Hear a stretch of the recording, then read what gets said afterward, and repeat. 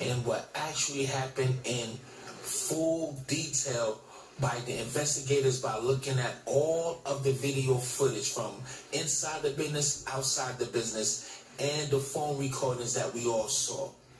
Okay, so here it is. It gets crazy. Let's get it. Investigators obtained video surveillance from the bowling alley and other area businesses.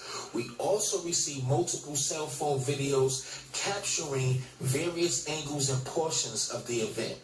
Your affiant has thoroughly reviewed all aforementioned videos, which individually capture different perspectives of the events before, during, and after the shooting.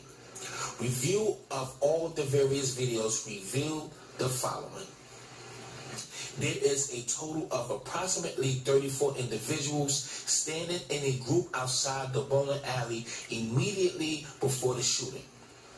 The complainant's fellow group member, Quavius Marshall, aka Quavo, was arguing with a man later identified as Michael Prince and two young black males. Now, again, we felt that initially, when we first seen it, that he was arguing with Mike Prince, or we felt that Mike Prince was the mediator between him and two other dudes, but he was arguing with Mike Prince. Let's continue. A one small male wearing a yellow hooded sweater, later identified as Cameron Joshua, aka Little Cam, Fifth Ward, and a larger male wearing a white or light tan hooded sweatshirt, later identified as Christopher Watkins. Video evidence obtained shown that Quavo and the two younger men had all been involved in a dice game inside the bowling alley, and a affiant's investigation indicated that they were arguing outside because the two men have won money in the game. Now, initially, they said that they won $7,000 from him, so all this is starting to make a little bit more sense or sound familiar. Okay, now after an initial physical altercation between the two groups, Joshua appears to be struck.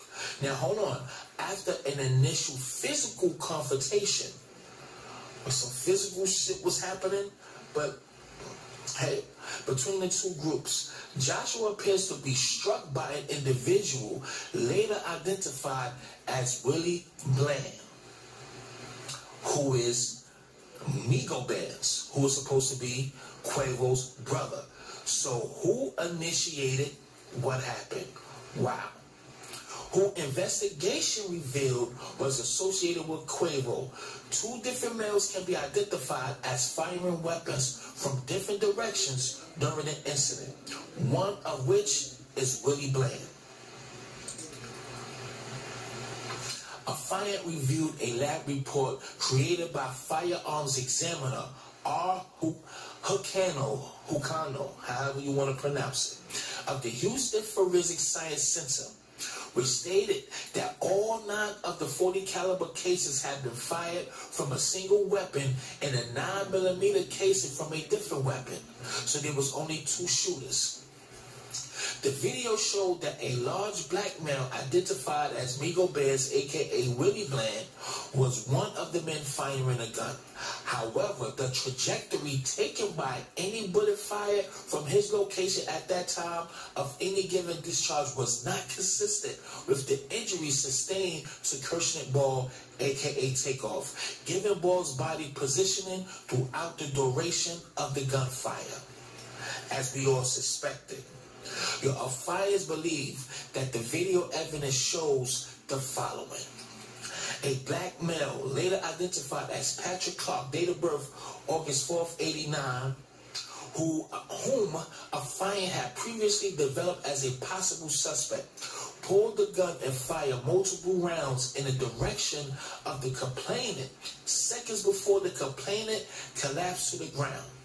The video does not show any other individual shooting a gun or positioning their bodies to shoot a firearm, arm raised and firing position, from the same direction from which Clark was shooting. On the video, Clark can be seen discharging a firearm several times. Multiple muzzle flashes are visible. Clark then fled on foot around to the nearby House of Blues, where he was captured on closer video surveillance. Clark then returned briefly to the bowling alley, where he was again captured on interior surveillance, meaning inside the bowling alley. So he came back to the scene. Wow. Before fleeing the scene, surveillance from inside the bowling alley showed that he was carrying a semi-automatic handgun when he went back inside. During the actual shooting, Clark was holding a wine bottle in one hand while he discharged the firearm with the other. Immediately after the shooting, Clark ran over by the House of Blues, where he set the wine bottle down and never came back for it.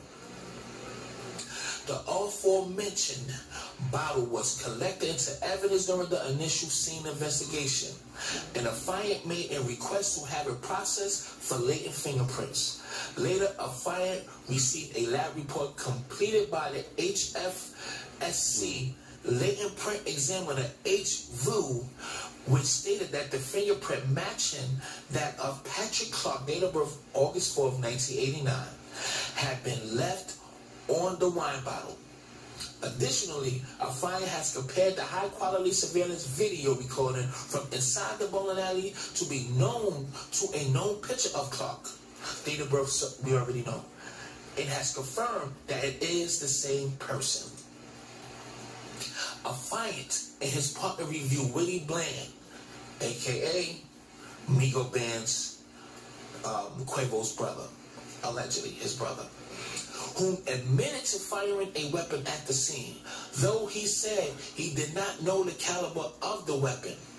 Bland stated that he was part of a traveling group including Takeoff, Quavo, and several other individuals, and stated that they were visiting local music producer Jazz Press, as we all seen in the video, which included going to a basketball game at a local gym and then going to the party at the bowling alley. Bland stated that he had seen two males we had identified as Joshua and Watkins throughout the evening at both the basketball and the bowling alley, and that he had seen them with guns. So he had been on point. Bland stated that he was watching them both when Quavo was arguing with them before the shooting. And as Quavo turned and walked away, he believed that Joshua said something and began pulling a gun. So he reached out and punched him. Bland was advised that he thought that the males were about to try to rob Quavo. Remind y'all, somebody said, you gonna run all the pockets. Something like that. Remember that, right? Okay. So, let's go back to where I was at. Bland stated that he then shoved the other male when he saw him coming toward him and heard gunfire erupt around him. Bland stated that he believed it was probably Cameron shooting at him, so he began shooting at Cameron Joshua, Little Cam.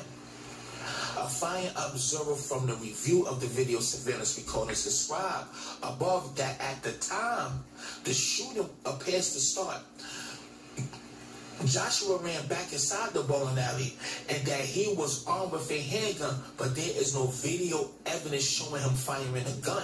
I said this before too and pointed that out. You seen the chain swinging, look like he popped some chain, Takeoff chain, before he ran inside. Okay?